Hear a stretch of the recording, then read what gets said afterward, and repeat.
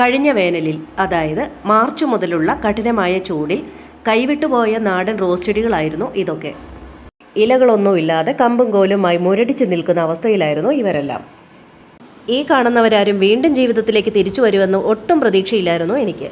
ഈ ചെടികളുടെ അന്നത്തെ മുരടിച്ചു നിന്ന അവസ്ഥയും പിന്നീട് ഇവരെ ജീവിതത്തിലേക്ക് തിരിച്ചു കൊണ്ടുവരാനായിട്ട് ഞാൻ ചെയ്ത കാര്യങ്ങളും പലപ്പോഴായി വീഡിയോ എടുത്ത് സൂക്ഷിച്ചതായിരുന്നു. പക്ഷെ ഫോൾഡറിൽ നിന്നും എല്ലാം നഷ്ടമായി. അപ്പോൾ അത്രയും മോശമായി നിൽക്കുന്ന റോസ് ചെടികൾ നിങ്ങളുടെ കയ്യിലുണ്ടെങ്കിൽ ആദ്യം ചെയ്യേണ്ടത് പ്രൂണിംഗ് ആണ്. നല്ല ഹാർഡ് പ്രൂണിംഗ്. അപ്പോൾ നല്ലതുപോലെ ഹാർഡ് പ്രൂണിംഗ് ചെയ്യേണ്ട സമയം മഴക്കാലത്തിന് തൊട്ട് മുൻപാണ് കേട്ടോ.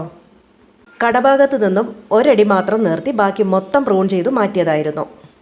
പ്രൂൺ ചെയ്ത ഉടനെ സാഫ് എന്ന ഫംഗിസൈഡ് 10 ഗ്രാം 1 ലിറ്റർ വെള്ളത്തിൽ ലയിപ്പിച്ച് പ്രൂൺ ചെയ്ത് നിർത്തിയിരിക്കുന്ന കമ്പുകളിലും തടത്തിലുമായി ഒഴിച്ചു കൊടുത്തു.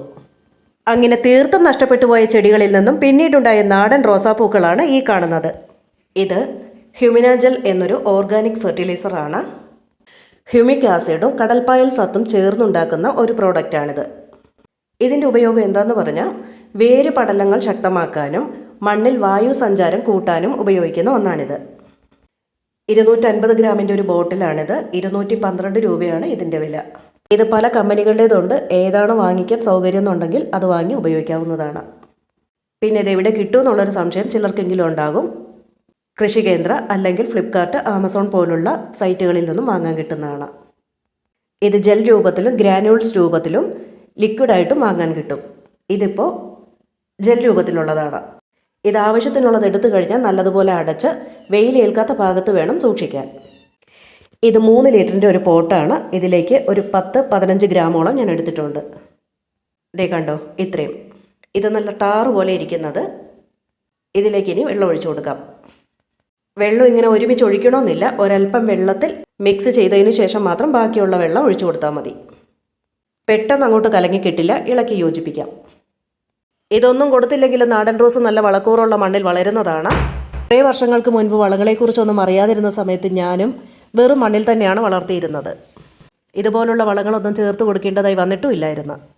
ഇപ്പം നമ്മൾ ചെടിച്ചട്ടിയിൽ പരിമിതമായ മണ്ണിൽ വെച്ച് വളർത്തുമ്പോൾ അവർക്ക് പുറമേ നിന്നും വലിച്ചെടുക്കാനുള്ള ഭക്ഷണമൊന്നും കിട്ടാറില്ല. ഇപ്പോഴാണെങ്കിൽ ചാണകം പോലും കിട്ടാനില്ല. അതുകൊണ്ടാണ് ഇത്തരത്തിലുള്ള വളങ്ങളൊക്കെ ചേർക്കേണ്ടതായി വരുന്നത്. അപ്പോൾ പ്രൂൺ ചെയ്ത് ഫംഗിസൈഡ് കൊടുത്തതിന് ശേഷം പിറ്റേ ദിവസമാണ് രണ്ടാമത്തെ വളമായി ഈ സീവീഡ് എക്സ്ട്രാക്റ്റ് കൊടുത്തത്. ഇത് ഞാൻ മാസത്തിൽ 1 തവണ മാത്രമേ കൊടുക്കാറുള്ളൂ. എന്ന് വെച്ച് മഴക്കാലത്തൊന്നും കൊടുക്കാറില്ല. ഇതുപോലെ ചെടിച്ചുവട്ടിൽ ഒഴിക്കുകയാണ് ചെയ്യേണ്ടത്. പോട്ടിലുള്ള മണ്ണ് നനയാൻ മാത്രം. ഇതിനു ശേഷം മറ്റു പല വളങ്ങളും ചെയ്തു കൊടുത്തിരുന്നു. റോസ് നല്ല ഉഷാറായി നിറച്ചു പൂക്കളും തന്നു. പക്ഷേ ഒരു മഴക്കാലം കഴിഞ്ഞതോടുകൂടി വീണ്ടും ഇലകളൊക്കെ കൊഴിഞ്ഞ് കമ്പുകൾ നീളിച്ച് വളരാൻ തുടങ്ങി. ഇനിയിപ്പോൾ ഒരു ഹാർഡ് പ്രൂണിങ്ങിൻ്റെ ആവശ്യമില്ല. സോഫ്റ്റ് പ്രൂണിങ്ങേ ആവശ്യമുള്ളൂ. കാരണം നാടൻ റോസ് എത്ര വെട്ടിയാലും കുറേ നീളിച്ചു പോയതിന് ശേഷം മാത്രമേ പൂക്കൾ ഉണ്ടാവാറുള്ളൂ. ബഡ് റോസ് പോലെ കുറ്റിയായിട്ട് വളരാറില്ലല്ലോ. ഇതിപ്പോൾ ഡിസംബർ പകുതിയോടുകൂടിയുള്ള കാഴ്ച കേട്ടോ. ഇനിയിപ്പോൾ ഞാൻ ആദ്യം ചെയ്തത് റോസ് ഇരിക്കുന്ന ഈ ഭാഗമൊക്കെ ക്ലീൻ ആക്കുക എന്നുള്ളതാണ്. അതുപോലെ റോസിൻ്റെ ചുവടും. മഴയിൽ വളമെല്ലാം ഒലിച്ചു പോയി നിൽക്കുന്ന അവസ്ഥയിലാണിപ്പോൾ. ഇനി വളം കൊടുത്താൽ തന്നെ അത് വലിച്ചെടുക്കാനുള്ള കഴിവുണ്ടാവണമല്ലോ. അതിനായി 20 ഗ്രാം ഡോളോമൈറ്റ് 1 ലിറ്റർ വെള്ളത്തിൽ കലക്കി ചെടിച്ചുവട്ടിൽ ഒഴിച്ചു കൊടുത്തു. നാടൻ റോസുകൾ ചെടിച്ചട്ടികളിൽ വളർത്തുന്നതിനേക്കാൾ നല്ലത് നേരിട്ട് മണ്ണിൽ നടുന്നത് തന്നെയാണ് നല്ലത്. ഡോളോമൈറ്റ് കൊടുത്ത് 3 ദിവസത്തിന് ശേഷം ഈ കാണുന്ന 3 വളങ്ങളാണ് കൊടുത്തത്. വെർമി കമ്പോസ്റ്റ്, എല്ലുപൊടി, വേപ്പിൻ പിണ്ണാക്ക്. ഇത് വേപ്പിൻ പിണ്ണാക്ക് മിക്സിയിൽ പൊടിച്ചെടുത്തതാണ്. 1 കിലോ വേപ്പിൻ പിണ്ണാക്കാണ് ഞാൻ എടുത്തിട്ടുള്ളത്. ഇത് വെർമി കമ്പോസ്റ്റ് 5 കിലോയുടെ ബാഗാണ്. അടുത്തത് ബോൺ മീൽ, എല്ലുപൊടി. ഇത് 2 കിലോയുടെ പാക്കാണ്. എല്ലുപൊടി 2 കിലോയുടെ പാക്ക് വാങ്ങിക്കുന്നത് നല്ലത്. 1 കിലോയ്ക്ക് ആകുമ്പോൾ 70 രൂപ വരും. ഇതിപ്പോൾ 2 കിലോ ആയതുകൊണ്ട് 115 രൂപയാണ് ഇതിൻ്റെ വില. ഇതൊക്കെ അറിയാനുള്ള ആഗ്രഹമുള്ളവരുണ്ടാകും. അതുകൊണ്ടാണ് ഇത്രയും ഡീറ്റെയിൽ ആയിട്ട് പറയുന്നത് കേട്ടോ. അറിയുന്നവർക്ക് ഇതൊക്കെ കേൾക്കുമ്പോൾ ബോറടിക്കുമെന്ന് അറിയാം. സാരമില്ല, സഹിച്ചല്ലേ പറ്റൂ. അതുപോലെ വെർമി കമ്പോസ്റ്റും 5 കിലോ ബാഗ് വാങ്ങിക്കുന്നത് തന്നെയാണ് നല്ലത്. 1 കിലോ മാത്രമായി വാങ്ങുമ്പോൾ 30-40 രൂപയാകും. ഇതിപ്പോൾ 5 കിലോന് 120 രൂപയാണ്.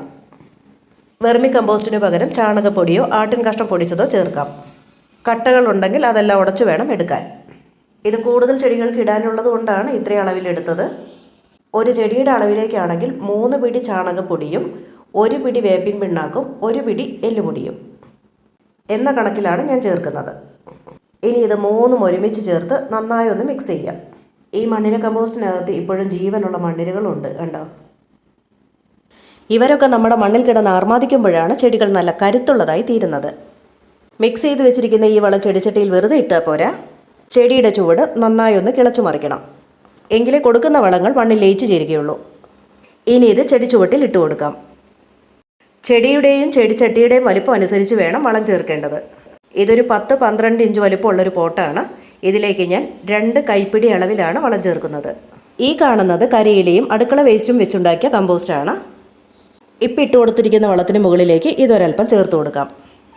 ഇങ്ങനൊരു വളം ഇല്ലയെന്നുണ്ടെങ്കിൽ 2 പിടി മണ്ണ് ചേർത്താലും മതി കേട്ടോ.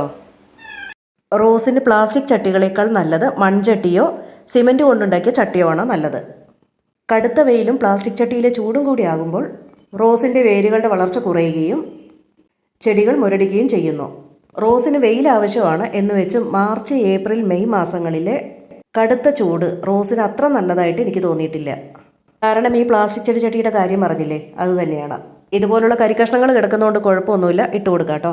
പിന്നീട് ഞാൻ കൊടുത്തത് എപ്സം സാൾട്ടാണ്. ചെടിയിലെ മാഗ്നീഷ്യത്തിൻ്റെ കുറവ് പരിഹരിക്കാനും ചെടിക്ക് നല്ല പച്ചപ്പ് കിട്ടാനൊക്കെ ആയിട്ടാണ് ഇത് ഉപയോഗിക്കുന്നത്. കമ്പോസ്റ്റ് വളം കൊടുത്തതിൻ്റെ 3 ദിവസം കഴിഞ്ഞാണ് ഞാനിത് കൊടുക്കുന്നത്. ഇതൊരു 10 ഗ്രാം ചെടിച്ചുവട്ടിൽ ഇട്ട് കൊടുത്ത് മണ്ണുമായി യോജിപ്പിക്കണം. ഇങ്ങനെയുള്ള വളങ്ങൾ കൊടുക്കുന്നത് ഒന്നുകിൽ അതിരാവിലെ അല്ലെങ്കിൽ വെയിലെല്ലാം പോയതിനു ശേഷം വൈകുന്നേര സമയങ്ങളിൽ കൊടുക്കുന്നതാണ് നല്ലത്. എപ്സം സാൾട്ടൊക്കെ ഞാൻ മാസത്തിൽ 1 തവണ മാത്രമേ കൊടുക്കാറുള്ളൂ. എപ്സം സാൾട്ട് ചെടിച്ചുവട്ടിൽ ഇട്ട് കൊടുക്കുന്നതല്ലാതെ ഇലകളിൽ സ്പ്രേ ചെയ്യാനായിട്ടും ഇത് ഉപയോഗിക്കാം. 1 ലിറ്റർ വെള്ളത്തിൽ 20 ഗ്രാം ചേർത്ത് ലയിപ്പിച്ചാണ് ചെടികളിൽ സ്പ്രേ ചെയ്യേണ്ടത്. സൂര്യൻ ഉദിക്കുന്നതിന് മുൻപ് വേണം ഇതെല്ലാം സ്പ്രേ ചെയ്ത് കൊടുക്കാൻ. പിന്നെ ഞാൻ കൊടുത്തത് മിറാക്കിൾ ഗ്രോ എന്ന ഫെർട്ടിലൈസറാണ്. ഇത് ചെടിക്ക് ഗ്രോത്ത് ഉണ്ടാവാനാണ് കൊടുക്കുന്നത്, നിറച്ച് ഇലകളൊക്കെ ഉണ്ടാവാൻ. ഇതൊരു 10 ഗ്രാം 1 ലിറ്റർ വെള്ളത്തിൽ ലയിപ്പിച്ചാണ് സ്പ്രേ ചെയ്യുന്നത്. ഇതും പല കമ്പനികളുടേതുണ്ട്. ഗ്രോത്ത് ഫെർട്ടിലൈസർ എന്ന് പറഞ്ഞ് വാങ്ങിയാൽ മതി. ഈ ഗ്രോത്ത് ഫെർട്ടിലൈസർ കൊടുത്ത് 5 ദിവസത്തിന് ശേഷം 19-19-19 എന്ന റേഷ്യോയിലുള്ള NPK കൊടുത്തു. ഇതും ഒരു 5 ഗ്രാം മുതൽ 10 ഗ്രാം വരെ ആവാം. 1 ലിറ്റർ വെള്ളമാണ് കണക്ക്. ഒരു റോസ് ചെടി വളർത്താൻ ഇത്രമാത്രം വളങ്ങളുടെ ആവശ്യമുണ്ടോ എന്ന് പലരും ചിന്തിക്കുന്നുണ്ടാവാം. പക്ഷേ റോസ് വളർത്തി പരാജയപ്പെട്ടവർ മാത്രം ഇത്തരം വളങ്ങൾ ചെയ്തു കൊടുത്താൽ മതി. അങ്ങനെ നിരാശപ്പെടുന്നവർക്ക് വേണ്ടി മാത്രമാണ് ഇങ്ങനൊരു വീഡിയോ ചെയ്തതും. ഇത്രയൊക്കെ നമ്മൾ ചെയ്തു കൊടുക്കുമ്പോൾ എത്ര മടി പിടിച്ചിരിക്കുന്ന റോസിനും വളരാതിരിക്കാനാവില്ല. ഇപ്പതാ പുതിയ തളിരൊക്കെ വന്നു, ചെടി നല്ല കരുത്തോടെ വളരാനും തുടങ്ങി. ഇനി ശ്രദ്ധിക്കേണ്ടത് വളങ്ങളൊക്കെ കൊടുത്ത സന്തോഷത്തിൽ പൂമൊട്ടുകളും വന്നു തുടങ്ങിയിട്ടുണ്ട്. ഇതിലൊട്ടും നമ്മൾ ഭ്രമിച്ചു പോകരുത്. വരുന്ന പൂമൊട്ടുകളെ ദയാദാക്ഷിണ്യമില്ലാതെ ഇതുപോലെ നുള്ളിപ്പറിച്ചു മാറ്റണം. പാവല്ലേ കുഞ്ഞു പൂവിനെ നുള്ളി നോവിക്കണ്ട എന്നൊക്കെ വിചാരിക്കുകയാണെങ്കിൽ ചെടി വലിച്ചെടുക്കുന്ന പോഷകങ്ങൾ മുഴുവൻ ഈ കുഞ്ഞു പൂമൊട്ടിനെ വളർത്താനായി കൊടുത്തുകൊണ്ടിരിക്കും. ചെടിയുടെ ആരോഗ്യം കുറഞ്ഞു വരികയും ചെയ്യും. റോസ് ചെടിക്ക് വളം കൊടുത്ത ആവേശത്തിൽ നിറച്ചു മുട്ടുകളുണ്ടായി. അതേ ആവേശത്തിൽ ഞാനത് പറിച്ചു മാറ്റുകയും ചെയ്തു. അപ്പോൾ ഈ ഒരു പ്രക്രിയ 2-3 തവണ ആവർത്തിക്കാം. ഇങ്ങനെ ചെയ്യുന്നതുകൊണ്ട് ചെടി നല്ല കരുത്തോടെ വളർന്നു വരും. ചെടിയുടെ ആരോഗ്യവും കരുത്തും സംരക്ഷിച്ചതിന് ശേഷം മാത്രം പൂക്കളെക്കുറിച്ച് ചിന്തിച്ചാൽ മതിയെന്ന് സാരം. പിന്നെ കൊടുക്കാവുന്നത് സ്യൂഡോമോണസ് ആണ്. ഇത് മണ്ണിലൂടെയുള്ള രോഗങ്ങൾ തടയാനാണ് ഉപയോഗിക്കുന്നത്. സ്യൂഡോമോണസ് ഒരിക്കലും ഒരു കീടനാശിനിയല്ല, മറിച്ച് മണ്ണിനൊരു രക്ഷാകവചമായിട്ടാണ് ഇത് പ്രവർത്തിക്കുന്നത്. പ്രത്യേകിച്ച് ഒരുപാട് രോഗങ്ങൾ ഉണ്ടാവാൻ സാധ്യതയുള്ള ഒന്നാണ് റോസ്. അതുകൊണ്ട് തന്നെ 1 ലിറ്റർ വെള്ളത്തിൽ 20 ഗ്രാം ലയിപ്പിച്ച് ചെടിച്ചുവട്ടിൽ ഒഴിച്ചു കൊടുക്കാം. ഇലകളിൽ സ്പ്രേ ചെയ്തും കൊടുക്കാം. സ്യൂഡോമോണസ് കൊടുക്കുന്നത് വൈകുന്നേരങ്ങളിലായിരിക്കണം, വെയിലെല്ലാം മാറിയതിനു ശേഷം. അതുപോലെ മുറിച്ച കമ്പുകൾ അരമണിക്കൂർ നേരം സ്യൂഡോമോണസ് കലക്കിയ വെള്ളത്തിൽ വെച്ചിരുന്നതിന് ശേഷം മാത്രം നടാനായിട്ട് ഉപയോഗിക്കുക. ചിലപ്പോൾ നമുക്ക് ആരെങ്കിലും തരുന്ന കമ്പുകൾ അന്ന് തന്നെ നടാൻ പറ്റിയില്ല എന്നുണ്ടെങ്കിലും ഇതുപോലെ ചെയ്തു വയ്ക്കാം കേട്ടോ. ഈ മുറിച്ചെടുത്ത കമ്പുകൾ എല്ലാ സമയങ്ങളിലും പിടിച്ച് കിട്ടണമെന്നൊന്നുമില്ല. ഇത് ഞാൻ ജനുവരി 2-ാം തീയതി പ്രൂൺ ചെയ്ത കമ്പുകളാണ്. ഏകദേശം പിടിച്ചതായിട്ട് തോന്നുന്നുണ്ട്. 1 മാസത്തിന് ശേഷം ഒരിക്കൽ കൂടി ഞാൻ ഹ്യൂമിക് ആസിഡ് ചേർക്കുകയാണ്. കൂടുതൽ ചെടികളുള്ളത് കൊണ്ട് ഒരുമിച്ച് കലക്കിയെടുത്തതാണ്. ഇത് നല്ല റിസൾട്ടുള്ള ഒരു പ്രോഡക്റ്റാണ് കേട്ടോ. ഇത് ഞാൻ പല ചെടികളിലും പരീക്ഷിച്ചിട്ടുണ്ട്. ഇത് കൊടുക്കുന്നത് കൊണ്ടുള്ള ഗുണം കൂടി കാണണ്ടേ. ഇത് കണ്ടോ, ഇതിൽ ഞാൻ മറ്റൊരു വളവും ചേർക്കാത്ത ചെടിയാണ്. ഇതിൻ്റെ വേര് നല്ല രീതിയിലാണ് വളർന്നു വരുന്നത്. എന്ന് വെച്ച് മറ്റൊരു വളവും കൊടുക്കണ്ടെന്നല്ല കേട്ടോ പറഞ്ഞത്. വേരിൻ്റെ ധർമ്മം ഇത് കൃത്യമായിട്ട് പാലിക്കുന്നുണ്ട്. പിന്നെ ഇതുപോലുള്ള ലിക്വിഡ് ഫെർട്ടിലൈസർ കൊടുക്കുമ്പോൾ അനാവശ്യമായിട്ട് കുറേ ഒഴിച്ചു കൊടുക്കേണ്ട കാര്യമൊന്നുമില്ല. പോട്ടിലുള്ള മണ്ണ് നനയാൻ മാത്രം ഒഴിച്ചു കൊടുത്താൽ മതി. ഈ വലിപ്പത്തിലുള്ളൊരു പോട്ടിലേക്ക് 2 ഗ്ലാസ്സാണ് ഞാൻ ഒഴിക്കുന്നത്. ഇല്ലയെന്നുണ്ടെങ്കിൽ കൊടുക്കുന്ന വളങ്ങളെല്ലാം ഇത് കണ്ടോ, ഇതുപോലെ ഒരു ഉപകാരമില്ലാതെ താഴത്തോട്ട് ഒഴുകിപ്പോകും. ഈ ചെറിയ പോട്ടിലേക്ക് 1 ഗ്ലാസിൻ്റെ ആവശ്യമേ ഉള്ളൂ. റോസിനോടുള്ള ആരാധന മൂത്ത് വളങ്ങളായ വളങ്ങളെല്ലാം കൊടുത്ത് പുഷ്പിണിയായിരിക്കുന്ന പനിനീർ പുഷ്പത്തെ കാണുമ്പോൾ ശത്രുകീടങ്ങൾക്ക് അടങ്ങിയിരിക്കാൻ പറ്റില്ല. എങ്ങനെയും ഇവളെ നശിപ്പിക്കാം എന്ന് കൊട്ടേഷൻ എടുത്ത് വരുന്നവർക്ക് നേരെ പ്രയോഗിക്കാൻ ഇവരെയൊക്കെ എപ്പോഴും കൂട്ടുപിടിച്ചിരിക്കണം. അപ്പോൾ നമ്മൾ രോഗം വരാനായിട്ട് കാത്തു നിൽക്കുകയല്ല വേണ്ടത്. ആവശ്യം ഉണ്ടെങ്കിലും ഇല്ലെങ്കിലും 5 മില്ലി നീം ഓയിലിൻ്റെ കൂടെ അത്ര തന്നെ ഷാമ്പുവും കൂടെ ചേർത്ത് വെള്ളത്തിൽ ലയിപ്പിച്ച് സ്പ്രേ ചെയ്ത് കൊടുക്കും. പക്ഷെ രോഗം കൂടുതലായ ചെടികളിലൊന്നും നീം ഓയിൽ പ്രയോഗം ഏൽക്കണമെന്നില്ല. അപ്പോൾ ചെയ്യേണ്ടത് ഇവൻ്റെ സഹായം തേടാം. ഇത് ടാഫ്കോർ എന്ന രാസകീടനാശിനിയാണ്. നീം ഓയിൽ സ്പ്രേ ചെയ്യുന്ന പോലെ അല്ല, ഇതിനൊരു രൂക്ഷ ഗന്ധമാണ്. അലർജി, ശ്വാസമുട്ടൽ പോലുള്ള അസുഖമുള്ളവർ ഇത് വളരെ സൂക്ഷിച്ചു വേണം കൈകാര്യം ചെയ്യാൻ. ഇതുപയോഗിക്കുമ്പോൾ ഒരു ഫേസ് മാസ്ക് ഉപയോഗിച്ച് ചെയ്യുന്നതാണ് നല്ലത്. നല്ല റിസൾട്ടുള്ള പ്രോഡക്റ്റാണിത്. ഇതൊരു 2-3 മില്ലിയുടെ ആവശ്യമുള്ളൂ. കീടനാശിനി സ്പ്രേ ചെയ്യേണ്ടത് വൈകിട്ട് 6 മണിക്ക് ശേഷമാണ്. ആ സമയത്താണ് ഇവരെല്ലാം ഒത്തുകൂടുന്നത്. ഇല ചുരുളുന്നു, മുരടിക്കുന്നു, കീടങ്ങൾ നീരൂറ്റി കുടിക്കുന്നു എന്നിവയ്ക്കെല്ലാമുള്ള പരിഹാരമാണിത്. ഈ പറഞ്ഞ കാര്യങ്ങളെല്ലാം ഞാൻ വളർത്തുന്ന റോസിൽ പരീക്ഷിച്ച് വിജയിച്ചതിന് ശേഷമാണ് ഇങ്ങനൊരു വീഡിയോ ചെയ്തത്. പിന്നെ മറ്റ് ചിലർക്കുണ്ടാവുന്ന പ്രശ്നം, റോസെല്ലാം നല്ല രീതിയിൽ തഴച്ച് വളരുന്നുണ്ട്, പക്ഷെ പൂക്കൾ ഉണ്ടാവുന്നില്ല എന്ന്. അതിലൊട്ടും വിഷമിക്കേണ്ട. DAP ഇട്ട് കൊടുക്കാം. ഒരു 10-12 ഇഞ്ച് വലിപ്പമുള്ള പോട്ടിന് ഇത്രയും മാത്രമേ ആവശ്യമുള്ളൂ. ഇതിൽ നിന്ന് കുറഞ്ഞാലും കുഴപ്പമൊന്നുമില്ല, കൂടി പോവാതിരിക്കാൻ പ്രത്യേകിച്ച് ശ്രദ്ധിക്കണം. ചട്ടിയുടെ കടഭാഗത്തു നിന്നും വളരെ മാറ്റി വേണം ഇട്ട് കൊടുക്കാൻ. ഇത് മണ്ണുമായി ഒന്ന് ഇളക്കി ചേർക്കണം. നന്നായി ഒന്ന് നനച്ചു കൊടുക്കുകയും വേണം. രാവിലെയുള്ള നനയാണ് റോസിന് ആവശ്യം. കഠിനമായ ചൂട് കൂടുന്ന കാലാവസ്ഥയിൽ 2 നേരം നനച്ചു കൊടുക്കാം. ഇനി വേനലാണ് വരുന്നത്. കൊടുക്കുന്ന വളങ്ങളും വെള്ളവും പിടിച്ചു നിർത്താനുള്ള ശേഷി മണ്ണിനുണ്ടാവില്ല. അതുകൊണ്ട് നിർബന്ധമായും മണ്ണിനെ ഒന്ന് പുതപ്പിക്കണം. അതിനായി കരിയിലയും പച്ചിലയും ഒക്കെ വെച്ച് പുതയിട്ട് കൊടുക്കാം. വെള്ളം, വളം, സൂര്യപ്രകാശം, കീടനാശിനി ഇവ യഥാസമയം കൃത്യതയോട് കൊടുത്ത് പരിപാലിക്കുകയാണെങ്കിൽ റോസ് ഇതുപോലെ തഴച്ചു വളരും. എനിക്ക് റോസിൽ പൂക്കൾ ഉണ്ടാവുന്നതിനേക്കാൾ താല്പര്യം ഇതുപോലെ റോസിൽ നിറഞ്ഞിലകൾ നിൽക്കുന്നത് കാണാനാണ്. അതുകൊണ്ട് ചെടികളിൽ പൂക്കൾ ഉണ്ടാവുന്നില്ല എന്നുള്ള ടെൻഷനേ വേണ്ട. ചില സമയത്ത് പൂക്കളുടെ എണ്ണം കുറയുമെങ്കിലും എല്ലാ സമയങ്ങളിലും പൂക്കൾ ഉണ്ടാവുന്ന ഒന്നാണ് റോസ്. ഞാനീ പറഞ്ഞ പോലുള്ള കാര്യങ്ങൾ റോസിൽ ചെയ്തു കൊടുക്കുകയാണെങ്കിൽ ആരും റോസ് വളർത്തലിൽ നിരാശരാവില്ല, ഞാൻ ഗ്യാരണ്ടി.